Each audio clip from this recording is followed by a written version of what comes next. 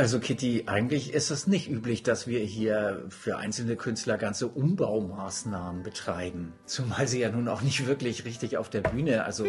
Entschuldigung, ich hab grad nicht gehört. Ich brauch nur mal ein paar Sorgen für mein Aura. Also mein Gott drauf schall und kleid sie mit Witte sieht. Ja, liebe Miss Kitty, also bei aller Liebe... Uns botze bloß nicht bitte küssens.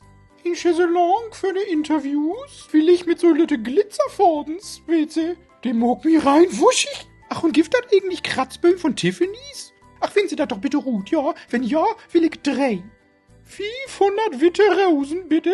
Und 12 mit 4 ein Fläschchen laktosefrei irische Bio-Weidenmilch. Jümmers mit frisch Obst dorsin und jümmers frisch abfüllt. Man bloß Früchte mit A oder K anfangt. Von der anderen krieg ich Kopie.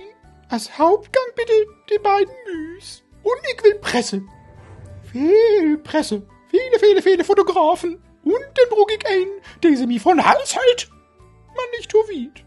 Und natürlich muss ich um ihn Haar kümmern und das Make-up. Ich dachte an so lange Extensions. Stichwort Beyoncé. Sie weht all. Natürlich ist diese Person bloß für mich da. Und nicht, dass doch wieder ein mit einem Kattenhaarallergie kommt.